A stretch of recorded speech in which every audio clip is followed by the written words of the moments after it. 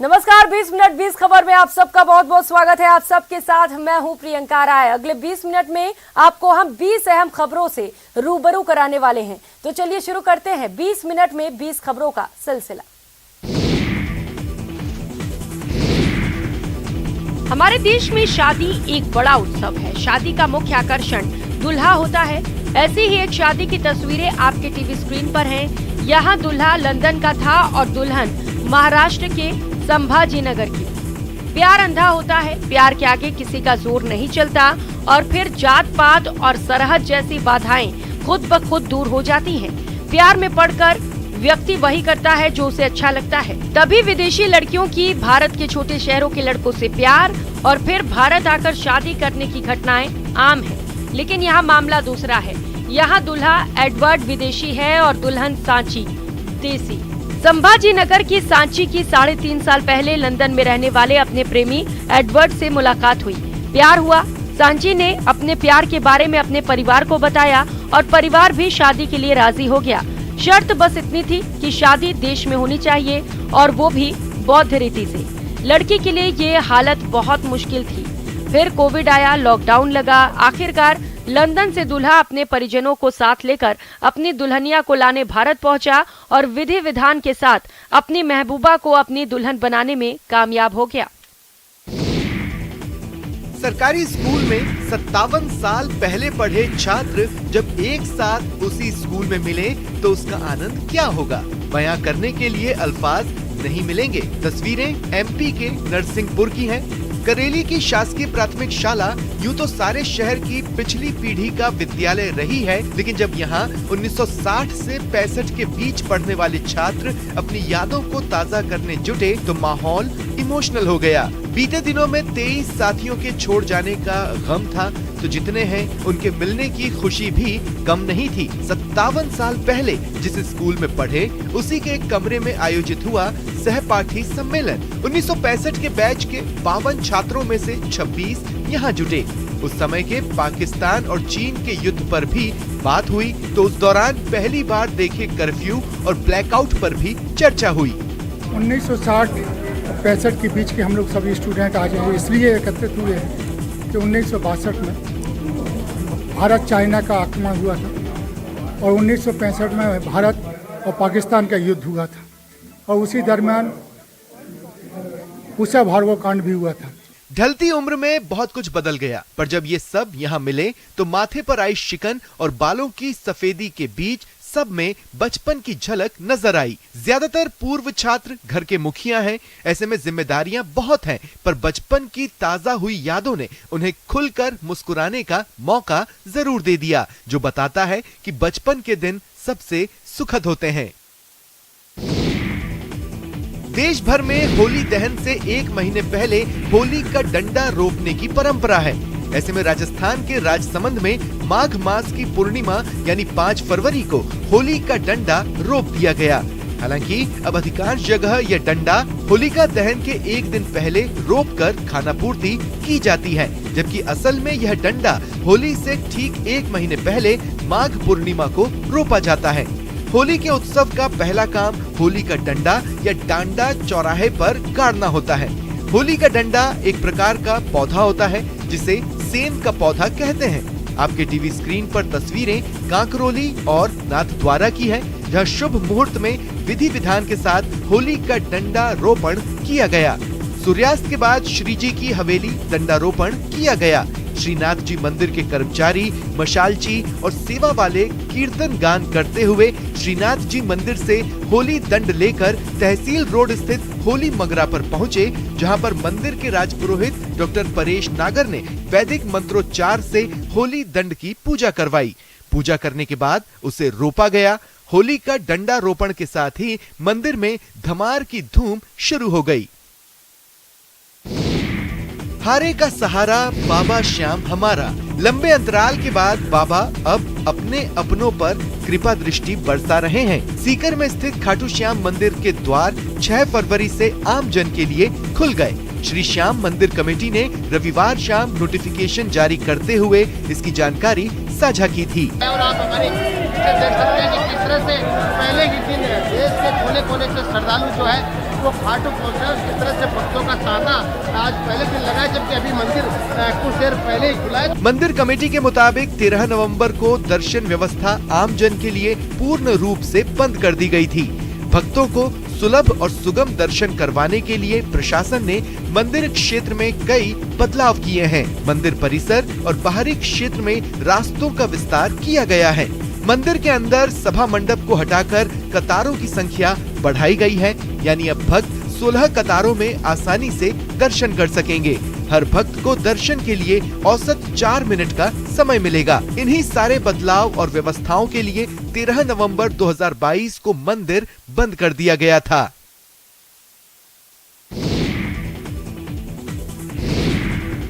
दीवारों पर संस्कृति साकार हो उठी है, दीवारें बोल उठी हैं। तस्वीरें बिहार के पावापुरी जंक्शन की है। रेलवे यात्रियों और पर्यटकों को लुभाने के लिए नालंदा जिले के पावापुरी जंक्शन को नया लुक देने का काम तेजी से किया जा रहा है। बता दें कि पटना आर्ट के पेंटर पावापुरी जंक्शन को सजा संवार रहे हैं। जंक्शन के मुख्य द्वार के पास वाली जगह को भगवान बुद्ध और जल मंदिर की आकृतियों से सजाया गया है। इसके साथ ही आसपास की दीवारों पर केले के पौधे की आकृति उकेरी जा रही है। बता दें कि इस रेलवे जंक्शन पर प्रतिदिन दिल्ली समेत कई राज्यों से यात्री पहुंचते हैं और पर्यटन स्थल का दीदार करते हैं। वॉल पेंटिंग से जंक्शन को सजाए जाने से स्थानीय लोगों में खुशी देखी जा रही है। लोगों ने कहा कि स्टेशन को बहुत खूबसूरती से सजाया गया है, जो मन को काफी भा रहा है।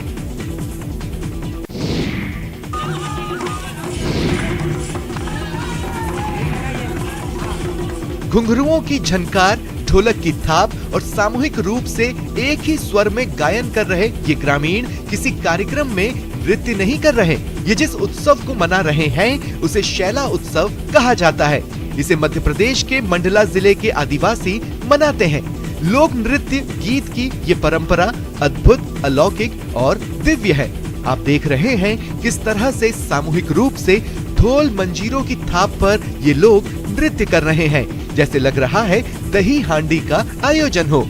इस उत्सव में पुरुष, महिलाएं और बच्चे सभी अपना अपना हुनर दिखा रहे हैं। इनके पैरों की थिरकन, लय और ताल बिल्कुल सधे हुए हैं। ये उत्सव यहाँ के लोग अपने पुरखों की लोक संस्कृति को बचाने, गाँव में खुशहाली लाने के लिए कर रहे हैं। खास बात यह है कि ये उत्सव खरीफ की फसल आने और रबी फसल की बोवनी से फुर्सत होने के बाद ही ग्रामीण मनाते हैं।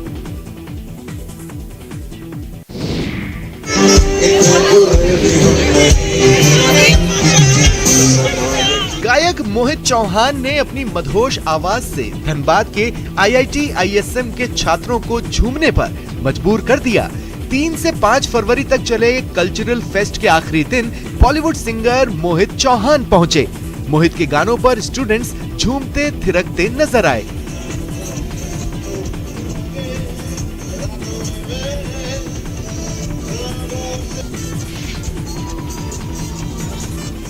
साल 2023 से सृजन की शुरुआत काफी शानदार रही है।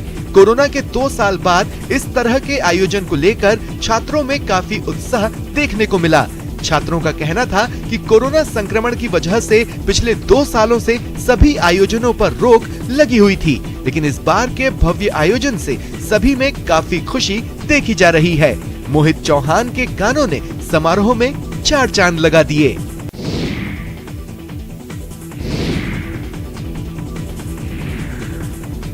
तिलक नहीं, दहेज नहीं, शादी कोई व्यापार नहीं, खरीदा हुआ जीवन लड़की को स्वीकार नहीं।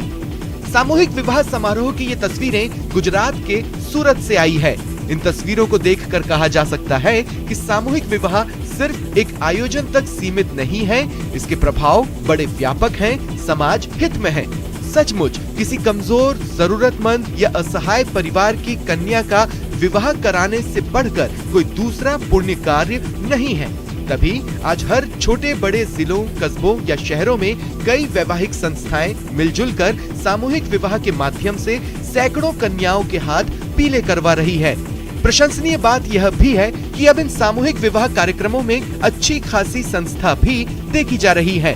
इन संस्थाओं के बैनर तले शादियां कराने पर समय की बर्बादी, दान दहेज और फिजूल खर्ची जैसी कुरीतियों से भी समाज को मुक्ति मिल सकती है। लेकिन इसके लिए जरूरी है कि समाज का बड़ा वर्ग भी इसमें सम्मिलित हो, ताकि कोई भी जरूरतमंद और कमजोर परिवार अपनी नजरों में हीन भावना न महसूस करे।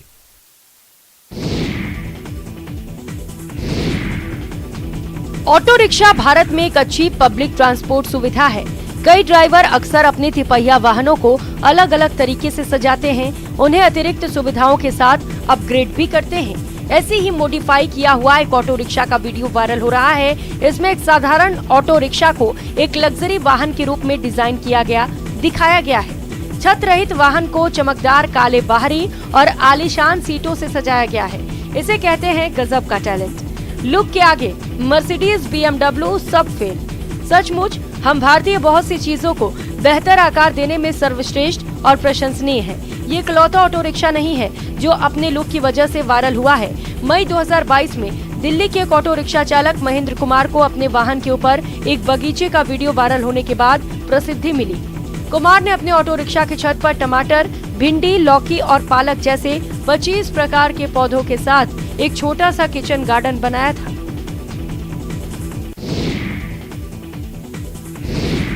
एमपी के बुरहानपुर स्थित रेणुका मंदिर क्षेत्र में शिव महापुराण की कथा हो रही है, जिसे सुनने के लिए हजारों की संख्या में लोग आ रहे हैं। सैकड़ों श्रद्धालुओं ने कथा स्थल पर ही डेरा डाल रखा है। इन हजारों लोगों के भोजन के लिए आयोजन समिति ने खास पहल की है, जो इन दिनों चर्चा में बनी हुई है। कथा के दौरान प्रतिदिन 14 से 15 गाँव से श्रद्धालुओं के लिए रोटियां मंगाई जा रही हैं। एक घर से 50 से 100 रोटियां भेजी जा रही हैं। इसके लिए बकायदा लिस्ट तैयार की गई है कि किस दिन किस घर और गांव से रोटी आएगी। पहले दिन 25 से 30 हजार लोगों के भोजन की व्यवस्था की गई है। इसके बाद जैसे जैसे भीड़ बढ़ती गई, वैसे वैसे भोजन की व्यवस्था की जा रही है। रोटी मैनेजमेंट को सफल बनाने में शामिल हुई महिलाएं इस बात से काफी खुश हैं कि शहर में कथा सुनने आए मेहमान उनके हाथों से बनी रोटियां खा रहे हैं। भारत माता की जय, भारत माता की जय, भारत माता की जय, जय श्री राम, जय श्री राम। घर जाने की खुशी शब्दों के जरिए बयान नहीं की जा सकती, लेकिन खुशी खामोश भी भला कैसे रह सकती है। इसीलिए प्लेन में सवार होते ही मुसाफिरों की जुबान से भारत माता के जयकारे लगने लगे। भारत माता की जय, भारत माता की जय, भारत माता की जय, जय श्री राम, जय श्री राम। भारत माता की जय जयकार लगाने वालों में हर धर्म, हर क्षेत्र के लोग देखे जा सकते हैं। देशभक्ति से ओतप्रोत ये वीडियो सोशल मीडिया पर जमकर वायरल हो रहा है। हर नागरिक को अपने राष्ट्र पर स्वाभिमान और गर्व होता है। देशभक्ति की भावना उसे बचपन से ही अपने परिवेश, परिवार और पाठशाला से मिलनी शुरू हो जाती है। देश पर गर्व की अभिव्यक्ति वो विभिन्न अवसरों पर राष्ट्रगान या राष्ट्रगीत गाकर करता है। तभी हर देश में राष्ट्रगान गाने या बजाने को लेकर विधि विधान है। विशेष मुद्रा में खड़े होकर उसे सम्मान देना होता है। भारत माता की जय, भारत माता की जय, जय श्री राम, जय श्री राम। वक्त के सितम कम हंसी नहीं, आज है यहाँ कल कहीं नहीं। वक्त से परे अगर मिल गए कहीं, मेरी आवाज ही पहचान है गर याद रहे। 5 फरवरी 2022 को एक अंतिम प्रयास किया गया ताकि भारत की कोयल इस संसार में बनी रहे, लेकिन तब तक नियति ने निर्णय ले लिया था कि मृत्यु लोक के वासियों ने इसकी मधुर मोहक वाणी का रसानुभव और आनंद जितना प्राप्त करना था कर लिया। अब सृष्टि के रचयिता को भी अपनी इस अद्वितीय रचना का आनंद लेना है, क्योंकि अब ऐसी रचना संभवतः रचना काल 500 वर्ष नहीं कर सकते। सो अब बहुत हुआ, अब लता मंगेशकर को वापस आना है। सो 6 फरवरी 2022 को संगीत का ये ध्रुव तारा इष्ट में लीन हो गया। पहली पुण्यतिथि पर स्वर साम्राज्ञी लता मंगेशकर को रेत के जादूगर सुदर्शन पटनायक ने अनोखी श्रद्धांजलि दी। स्वर्गीय गायिका लता मंगेशकर की पहली पुण्यतिथि पर अंतर्राष्ट्रीय रेत कलाकार सुदर्शन पटनायक ने पूरी समुद्र तट पर रेत की मूर्ति बनाकर उन्हें श्रद्धांजलि अर्पित की। सचमुच इस कायनात से कभी गुम नहीं होगा लता मंगेशकर का स्वर। आत्मरक्षा का प्रदर्शन करते स्वयं सेवकों की ये तस्वीरें यूपी के बरेली से आई है। रविवार को संघ की शाखाओं से जुड़े स्वयं सेवकों ने आत्मरक्षा के अलग अलग तरीके प्रदर्शित किए। आत्मरक्षा के लिए दक्षिण भारत का चिरुआउड़ी नामक छोटे दंड के रूप में यष्टि प्रयोग करके दिखाया। स्वयं सेवक लाठियां लेकर दौड़ पड़े। यह एक तरह का अभ्यास था आत्मरक्षा का। जब कभी ऐसी स्थिति बनेगी तो कैसे अपने प्राणों की रक्षा की जाए, इसका स्वयं सेवकों ने प्रदर्शन किया। एमबी इंटर कॉलेज ग्राउंड में संघ की शाखा से जुड़े स्वयं सेवकों ने अपने प्रयोग का प्रदर्शन किया। 12 नगरों ने 12 प्रकार के प्रयोग किए। इसके पश्चात सभी ने सामूहिक योग किया। इस कार्यक्रम का मुख्य उद्देश्य संघ की शाखाओं में प्रतिदिन होने वाले अभ्यास और प्रयास को समाज के समक्ष रखना था। शिवनाथ कार्यक्रम बरेली महानगर में राष्ट्रीय स्वयंसेवक संघ ने आयोजित किया था। 12 नगरों में जो शाखाएं लग रही हैं उनमें अच्छे जो स्वयंसेवक प्रदर्शन करने योग्य हैं वो सभी स्वयंसेवक आज इस शिवनाथ कार्यक्रम में समाज के समक्ष अपना प्रदर्शन कर रहे हैं। नजारा ऐसा कि नजरें नहीं हटें, तभी तो जम्मू कश्मीर को धरती सचमुच कुदरत ने इसे सजाने संवारने में कोई कोर कसर नहीं छोड़ी। बहरहाल आप जिस नजारे पर कुर्बान हैं, वहाँ के बाशिंदे बैंक की सुविधा से महरूम हैं। मेंढर के सलवा गांव के बाशिंदे जिम्मेदारों से एक अदद बैंक ब्रांच की गुहार लगा रहे हैं। गांव की आबादी 20,000 है, लेकिन गांव में बैंक नहीं होने से लोगों को पैसे निकालने के लिए शहर जाना पड़ता है। ग्रामीणों का आरोप है कि उन्होंने कई बार जिम्मेदारों तक अपनी गुहार पहुंचाई, लेकिन उन सब ने बैंक खोलने की जरूरत नहीं समझी। तो सबसे पहले तो ये है कि हमारे यहाँ पे सलवा में 2012 में जो जे.एंड.के बैंक की जो ब्रांच है वो सैंक्शन हुई थी। तो यहाँ पे हमारे जो 3-4 पंचायतें जो 90% जो अगर यहाँ बैंक आ जाता है, हमारी ब्रांच यहाँ खुल जाती है तो 90% लोगों को ये कवर करेगी। कहावत है, पानी में रहकर मगरमच्छ से बैर। इसका मतलब है कि पानी में रहकर भला मगरमच्छ से दुश्मनी कौन करता है, क्योंकि मगरमच्छ पानी की दुनिया का सबसे खतरनाक शिकारी है, जिसके जबड़ों से बचकर निकल पाना मुश्किल ही नहीं नामुमकिन है। इस वजह से ज्यादातर जानवर अपनी जान बचाने के लिए मगरमच्छ से दूर ही रहते हैं। लेकिन मगरमच्छ भी कुछ जानवरों से डरते हैं, जैसे कि वो भैंसों से दूर ही रहते हैं।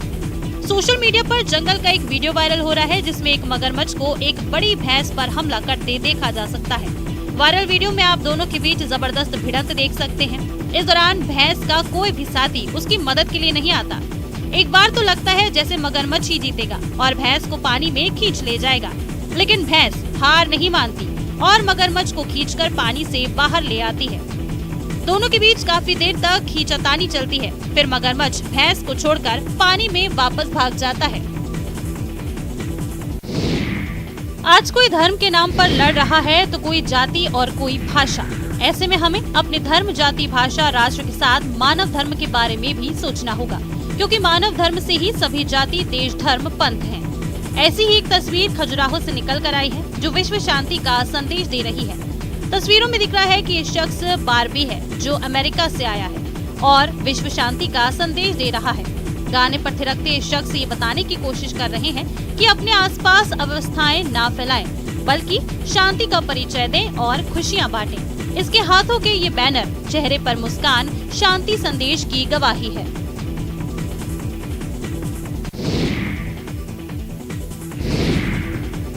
खाने पीने की ये व्यवस्था इसीलिए क्योंकि हिमालय किरण यानी कि हंगुल बर्फबारी और ठंड में खाने की व्यवस्था नहीं कर सकता। जी हाँ, जम्मू कश्मीर के दाचीगाम नेशनल पार्क में सर्दियों के मौसम में हंगुल के लिए भोजन की विशेष व्यवस्था की जाती है, क्योंकि सर्दियों के मौसम में और खास तौर से बर्फबारी के चलते हंगुल के रूप में पहचान रखने वाले हिरण के लिए अपने स्तर पर भोजन की व्यवस्था कर पाना बेहद मुश्किल होता है। ऐसे में वन्य विभाग के अधिकारियों की ये कोशिश होती है कि हंगुल तक उचित भोजन पहुंचाया जाए। ढेर सारी चुनौतियों के बीच भी वन्य अधिकारी हंगुल को भोजन उपलब्ध कराने की पूरी कोशिश करते हैं।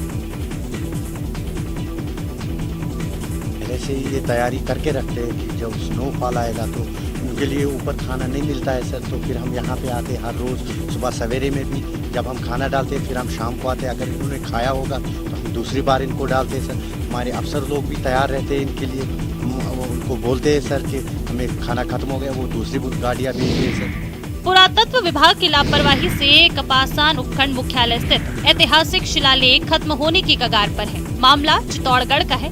यहाँ 6 शिलालेख कपासन कस्बे में धाड़ी के चबूतरे के नाम से जाने जाने वाली इमारत के बाहर लगे हैं, जो लगातार सड़क और नाली के निर्माण के चलते अब नाली में समाने की कगार पर है। गांव के बुजुर्ग बताते हैं कि रियासत काल में इस जगह पर मेवाड़ राज दरबार से आने वाले अधिकारी आकर राजस्व की वसूली करते थे। और महकमा शायद आज ये दुकान के लिए इलाज लेती ऊपर डाइनिंग की बेच का जो मालिक जो वहाँ पेजे और जो महाराना पेजे में पीने बाजार में स्थित दानी चबूतरा जो बिल्डिंग है वो लगभग 200 साल पुरानी प्रतीत होती है या उससे अधिक। उस समय कर वसूलने के लिए जो राजाओं की ओर से व्यवस्था की गई थी, उसके पास कोने पर पुरानी लिपि और पुराने उकेरे हुए चित्र अंकित है।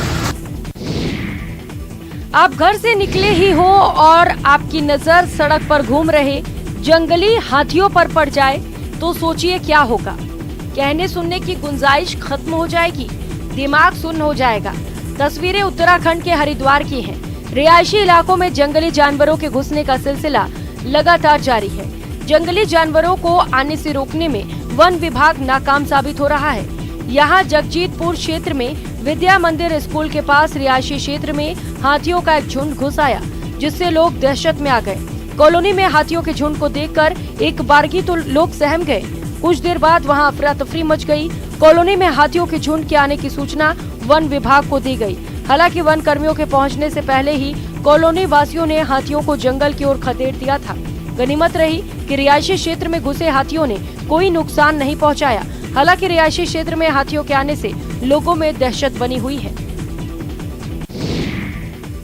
मिडिल ईस्ट के 4 देश तुर्की, सीरिया, लेबनान और इजराइल सोमवार सुबह भूकंप से हिल गए। सबसे ज्यादा तबाही एपिसेंटर तुर्की और उसके नजदीक सीरिया के इलाकों में देखी जा रही है।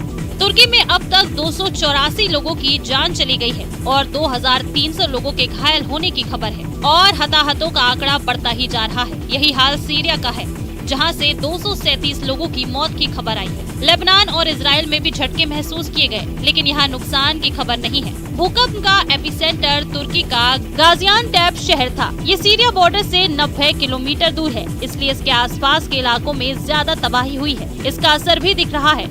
दमिश्क, अलेप्पो, हमा, लताकिया समेत कई शहरों में इमारतें गिरने की खबर है। यूनाइटेड स्टेट्स जियोलॉजिकल सर्वे के मुताबिक 7.8 तीव्रता के भूकंप के बाद 18 आफ्टर शॉक्स रिकॉर्ड किए गए हैं। इनकी तीव्रता 4 से ज्यादा थी। पहले भूकंप के बाद आए 7 बड़े भूकंप के झटकों की तीव्रता 5 से ज्यादा थी। एक्सपर्ट्स का कहना है कि अगले कुछ घंटों और दिनों तक आफ्टर शॉक्स महसूस किए जाएंगे। 20 मिनट 20 खबर में फिलहाल इतना ही। मुझे दीजिए इजाजत। नमस्कार।